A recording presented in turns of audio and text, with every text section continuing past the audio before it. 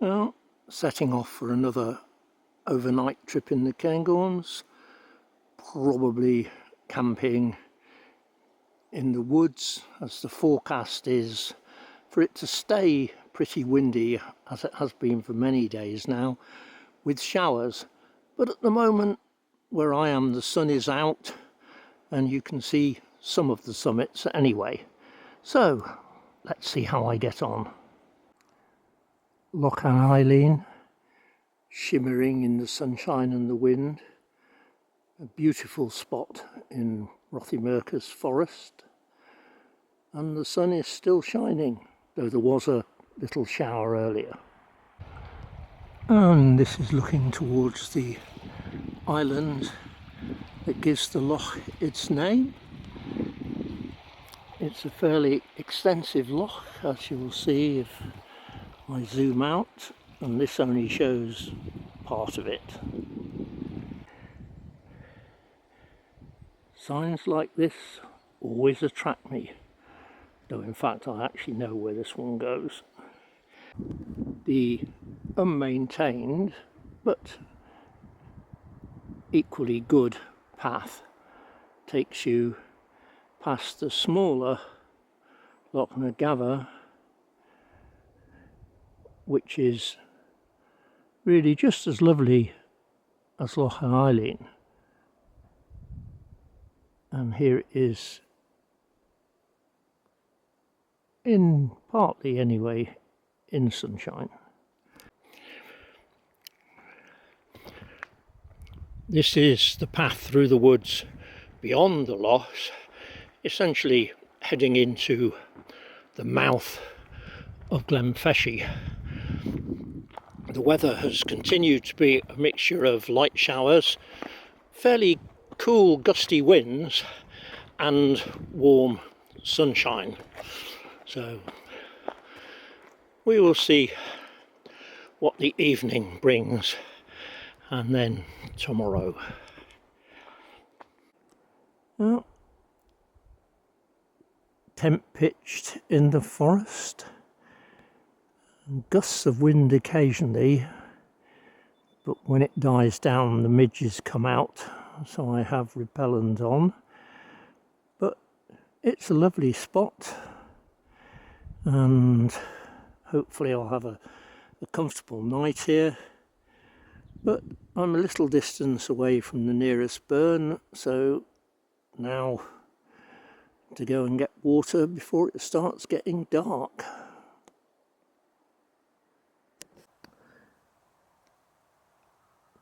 Expedition Foods kindly sent me 3 meals to try, which I've taken out with me on an overnight camp to see how I get on with them. There's a dinner, a dessert and a breakfast. The Vegetable Tikka dinner I'm going to have very soon. It's 800 calories, which is bigger than my usual evening meal, so whether I'll have room for the custard and apple dessert, I really don't know. Maybe I'll eat it tomorrow. The breakfast is basically a form of porridge, oats with apple and blackcurrant, and that will be my breakfast tomorrow, and I shall report back on what I think of them. Evening in camp, and I've settled in nicely. The weather's still the same as it was, occasional gusts of strong wind, enough to mean that I've needed windscreen with the stove. At the same time, when the wind drops away completely, the midges come out, and then I've got a midge coil burning as well. It's unusual to have windscreen and midge coil together, but it's just getting dark. Probably fully dark in half an hour or so. Temperature's 14 degrees. I'm about to try the Expedition Foods Vegetable Tikka with rice. I've not had this one before, as with the other Expedition Food meals I've got, so I have no idea what this is going to be like. And Expedition Boots did kindly send me a long-handled spoon to eat the meals with. Oh, well, it smells quite tasty.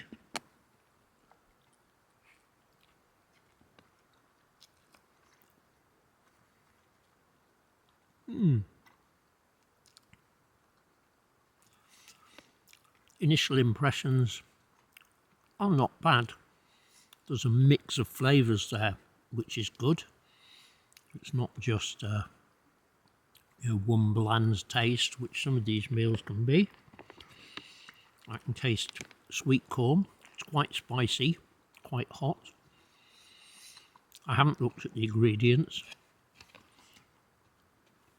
so I hope there is sweet corn in it. If not, there's something that tastes very like it. But overall, say, the initial impressions are good. So I shall finish it and then give a final assessment.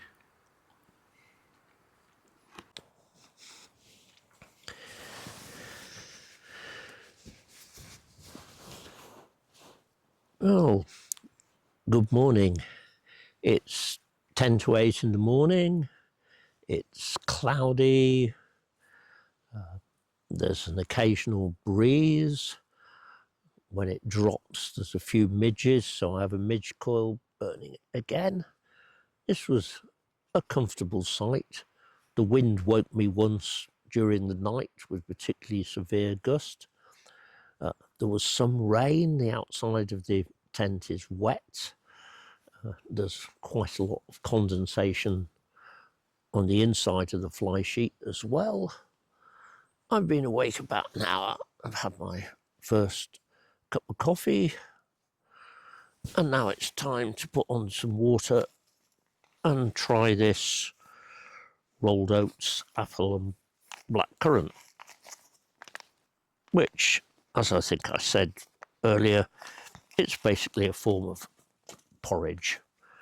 Anyway, we need to get some water on. We'll see if this canister, which is on its third trip and I think is almost empty, has enough power to boil another 250 ml of water.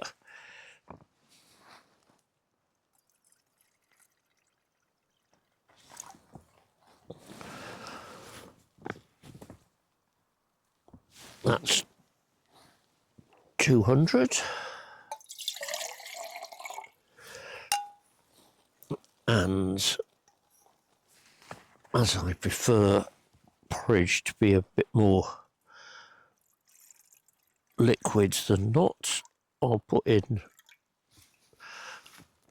another 100 and see how that goes. So that's 300 ml of water in the pot.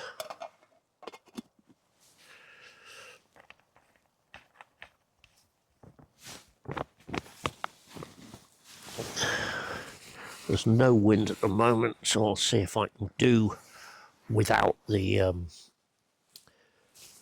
windscreen, which I needed earlier when I had this on for the coffee. This stove is not wind resistant in the slightest. Here we go. Let's get the pot on.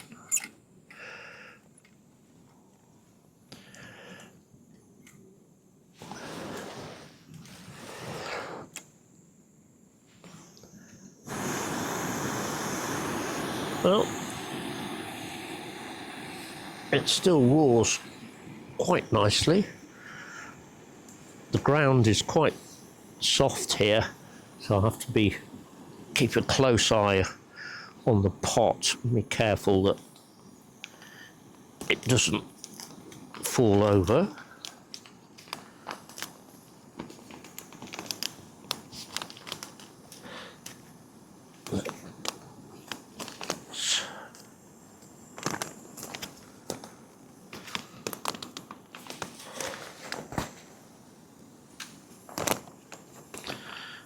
take out the oxygen absorber thing. And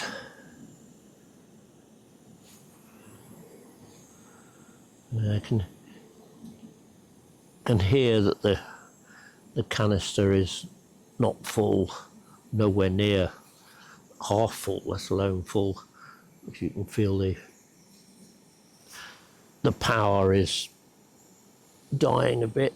That initial roar is gone, but hopefully there's enough gas left to boil this water. Yeah, we're almost there. Even at this low power, it's still pretty efficient, and I think we almost have boiling.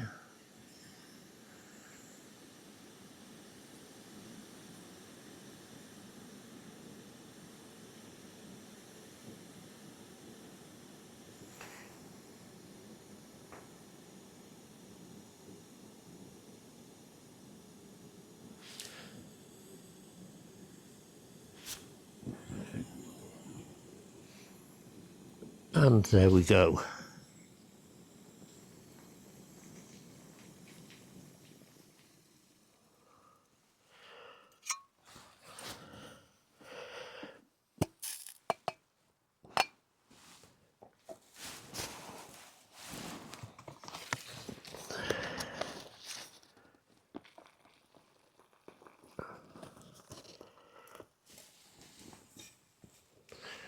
Dip it in.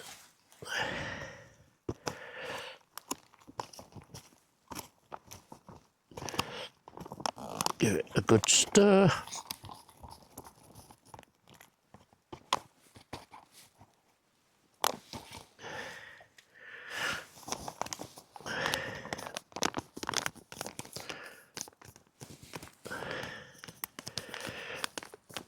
And wait 5 minutes.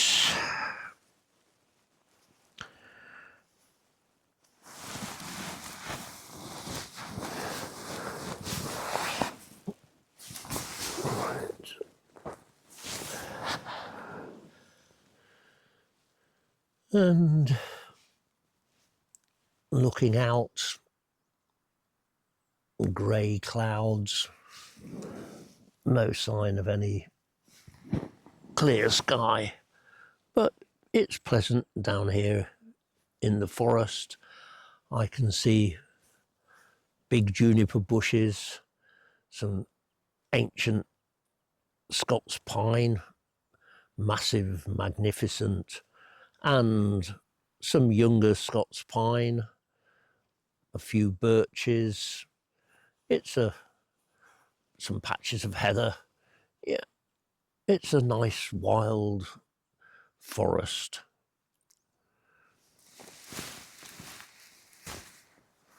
Last night the temperature fell to 7 degrees.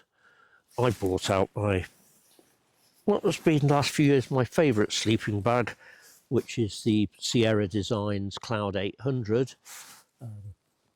I don't usually use it in summer, or at least not the height of summer, as it's a bit too warm.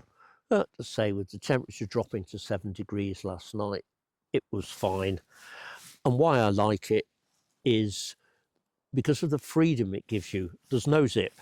Instead of a zip, it has this huge wrap or flap that comes round over you, which you can tuck inside or have outside the bag. But no zip means that when you want to get out of the bag, when you want to sit up, it just falls away. You're not fumbling around trying to find a zip in the dark and undo it. So I like it very much, and it's ideal in temperatures other than, I say, not hot summer nights. It's not a full winter bag, but for much of the year it's excellent, and I was certainly happy to use it again last night. I also brought out a slightly warmer synthetic insulated top, this Patagonia Micro Puff, which is fine at the moment, possibly even a little bit warm, but I don't mind being too warm. And of course, being synthetic, I'm not particularly bothered about getting it wet. Anyway, how is it? Another couple of minutes before the porridge will be ready.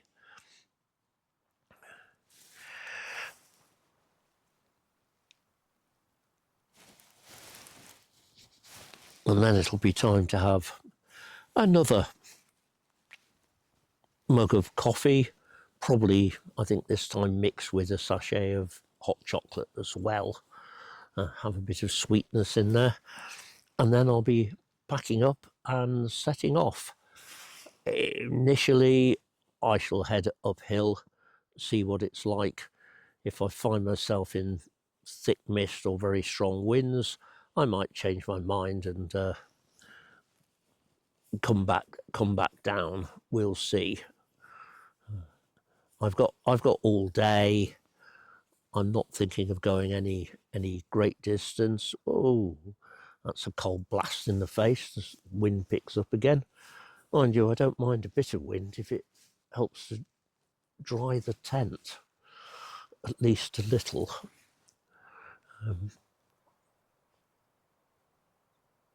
Yeah, I can hear the wind in the treetops now. I couldn't hear it before.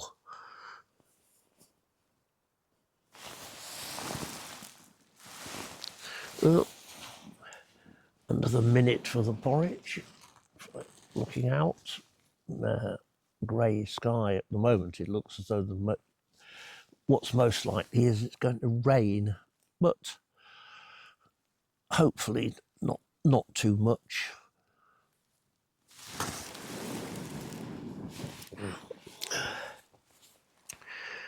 And I have to say, this is the third trip with this little Primus Micron III stove, and it's fine.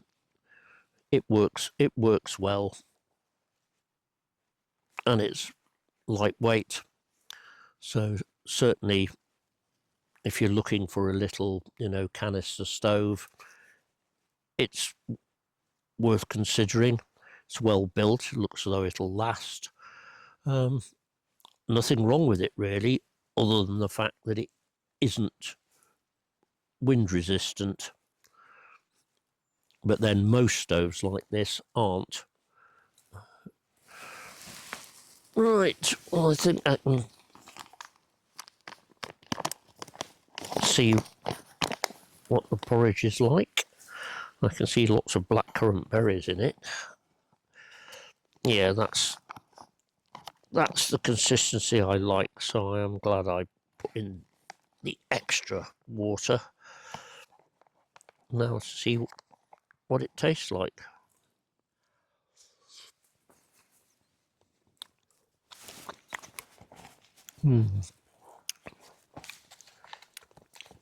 Yep, it tastes like porridge, which of course is not a surprise. Quite sweet.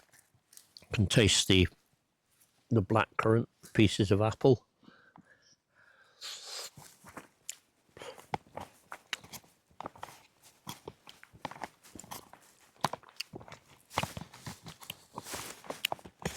I think the thing is that whilst this is convenient, you just eat it out of the pouch. Unlike, the vegetable tikka that I had yesterday, it's easy enough to make this up at home. It's just oats with some sugar, dried fruit and dried milk.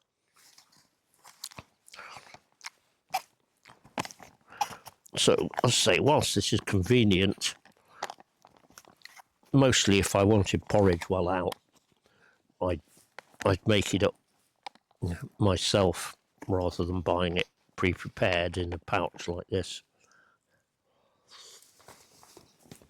The taste is fine though, so I'll switch off the camera while I finish eating it.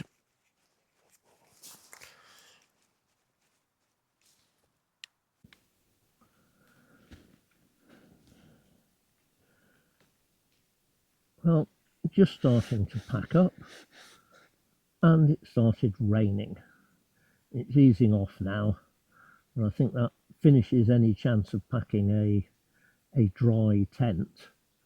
And now that the rain's easing off, midges are starting to appear again, but I have still got a midge coil burning.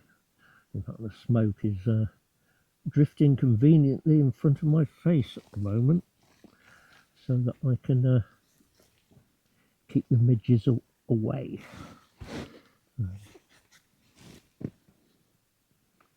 I finished the porridge, which is what this is effectively, and yeah, it's quite tasty. I quite enjoyed it. It's quite filling. It's 450 calories, but as I said, it is just porridge with dried fruit. Easy enough to make it yourself. So of the two expedition foods I've had, the tikka was great, and I would certainly get that again. Porridge was fine. If there was nothing else, I'd certainly buy it, but you know, porridge is porridge. And as for the dessert, well, the two meals so far have been too filling for me to eat it, so that might have to wait for another trip.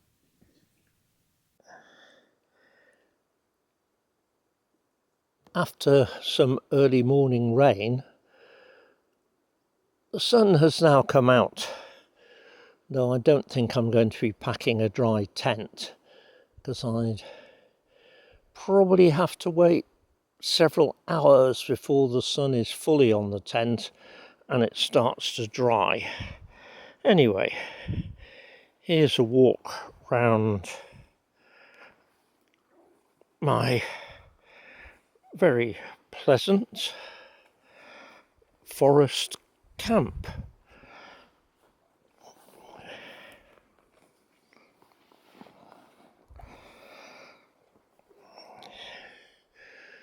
Basically, I have a semicircle of juniper bushes around the tent and a view out to Scots Pine, and it is a very pleasant spot. And there you can see where the sun is touching part of the tent. But anyway, it's time to finish packing up and move on, because if I stay still, the midges are out as well. On the steep climb up to the tops, the clouds have mostly cleared, the sun has come out, and the forest is looking beautiful.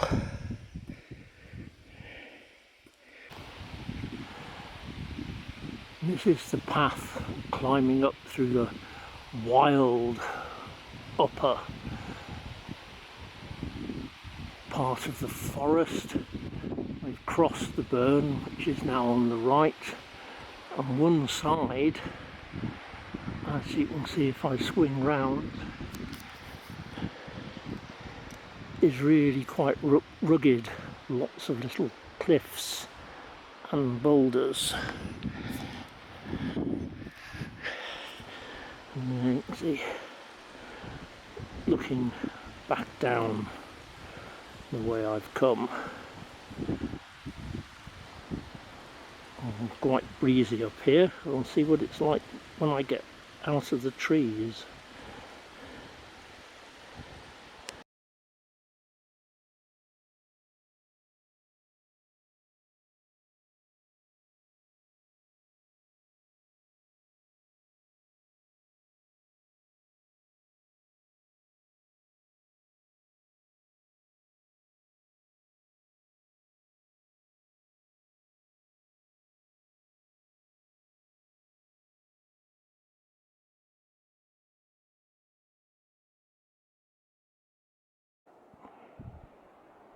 Back down in the woods, almost at the end of the walk, and I'm at Lochan Deo, which is a shock because it's almost dry. We really need rain. I thought there was going to be heavy rain a few times today, but it seemed to pass me by. But this shows how much an awful lot of rain is needed. I've never seen this Lochan anything like this dry before. Anyway, that's the end of my walk, and it's been another good one, despite being very windy again, and this afternoon mostly cloudy, but still, that's the Scottish Islands.